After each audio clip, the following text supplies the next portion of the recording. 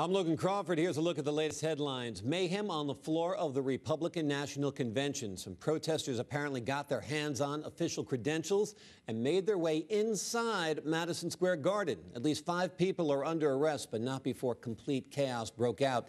HDN's Dave Barker was in the middle of it all. He joins us now. Dave, pretty frightening. I've seen the videotape. Here are the latest headlines. Well, the deadline is June 30th, and with the weeks ticking away, the U.S. Senate wants to know more about the transfer of power in Iraq that is supposed to take place. Among the witnesses who will testify before the Senate Foreign Relations Committee, Deputy Defense Secretary Paul Wolfowitz.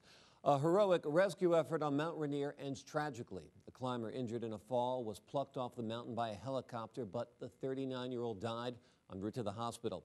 His climbing partner, who helped in the rescue attempt, is not injured. Well, there may be a verdict in the Terry Nichols state murder trial sooner than expected. The judge in the Oklahoma City bombing case instructed prosecutors and defense attorneys to start preparing to give the case to the jury. Getting to host the Olympics is as grueling as competing in the sporting events themselves. Out of 9 contenders, 5 cities are still in the running to host the 2012 Games. The field is trimmed to New York, Paris, London, Madrid, and Moscow. The winning host city will be announced in July 2005. Well, the games people play, PS2, Xbox, Nintendo, the systems are sophisticated, and so are the new choices in games to play on them. HDN's Andrea Bond readies her control pad for a tour of the E3 Video Game Expo in LA. Well, Sacramento's Anthony Peeler is hit with a 2-game suspension for throwing elbows at Minnesota's Kevin Garnett. The suspension means the Kings guard will miss Game 7 of the Western Conference semifinals on Wednesday. Peeler was ejected in Sunday's game for committing the foul. Let's go to hockey now. The scene shifting to San Jose for Game 5 of the Western Conference Finals. The Sharks had their mouths wide open as they were trying to become the first team to win a home game in this series. But where there's smoke, there's fire, and where there's fire, there are flames. Calgary gets off to a great start. Jerome Njinla steals the puck and scores a beautiful breakaway goal as the Flames take the early lead 1-0. Less than 3 minutes later, the Flames are on the attack again. This time, it's Marcus Nilsson. He sends a rocket into the net, and Calgary wins by a final score of 3-0. The Flames now lead the series 3-2.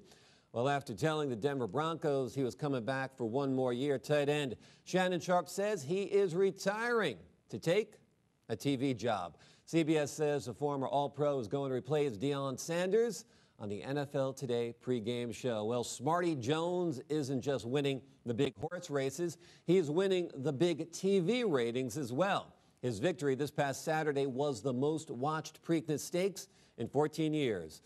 Just a few weeks ago, he won the Kentucky Derby, giving it its highest rating in 12 years. Smarty Jones is trying to become the 12th horse to capture the Triple Crown when he races next month at the Belmont Stakes. The International Olympic Committee may cancel all soccer games because of a drug testing dispute.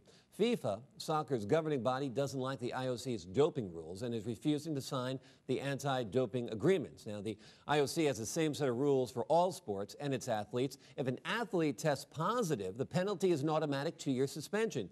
FIFA, on the other hand, insists each doping case should be dealt with individually. The two sides will meet this Saturday in Paris, and unless there's an agreement, soccer's place in the summer games could be in jeopardy. Now here's a look at